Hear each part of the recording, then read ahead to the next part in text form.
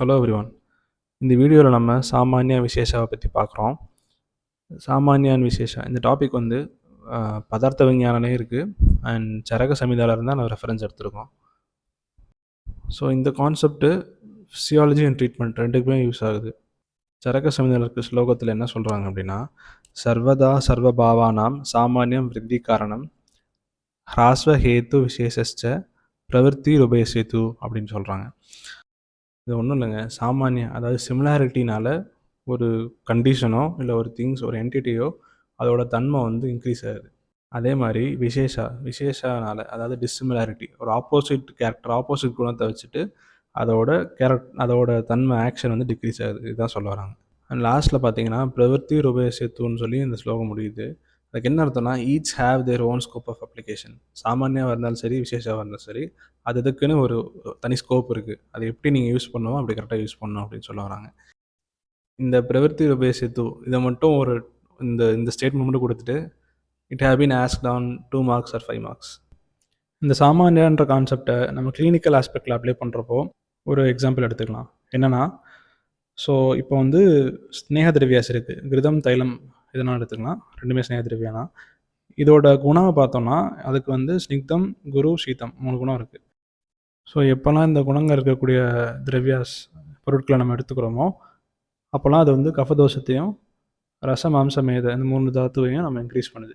So அங்கே என்ன property இருக்கோ அதே ப்ராப்பர்ட்டி இன்க்ரீஸ் பண்ணி வச்சு சிமிலாரிட்டி என்ன இருக்கோ அதுவே நம்ம இன்க்ரீஸ் ஆகுது. அதான் அந்த சிமிலாரிட்டி இந்த கான்செப்டை நம்ம ப்ராக்டிக்கலாக அப்ளை பண்ணுறதுக்கு யூஸ் பண்ணிக்கலாம்.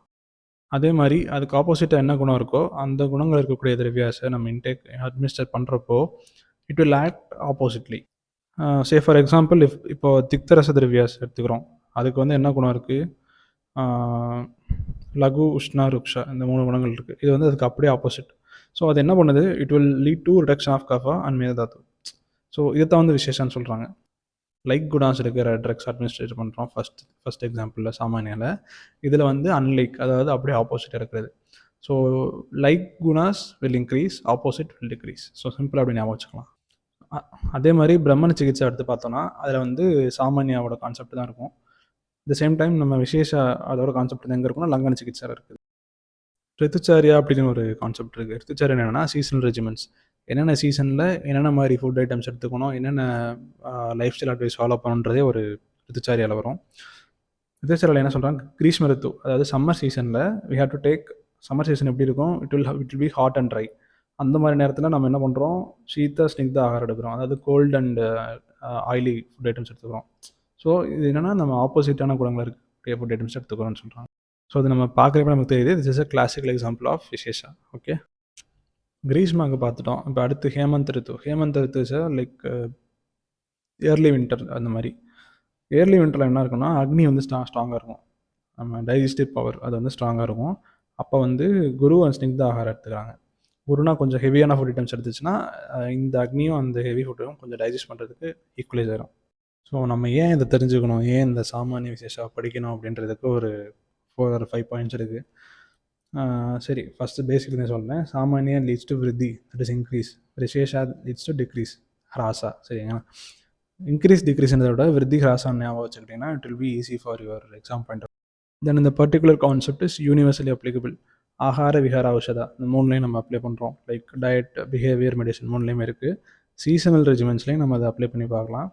இது தவிர டிசீஸ் ஸ்பெசிஃபிக் ப்ரோட்டோகால்ஸ்லையும் நம்ம பேசிக்காக நம்ம ஒரு அண்டர்ஸ்டாண்டிங்க்கு நம்ம இதை கண்டிப்பாக யூஸ் பண்ணிக்கலாம். Then this concept provides a logical foundation for drug selection.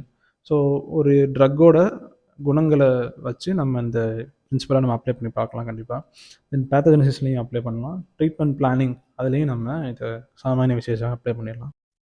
So இதை வெறும் தியரட்டிக்கல் கான்செப்டாக மட்டும் பார்க்காம ஒரு டெசிஷன் மேக்கிங் டூல், அது ப்ராக்டிக்கல் டெசிஷன் மேக்கிங் டூலாக பார்த்தீங்கன்னா it will be very useful for you.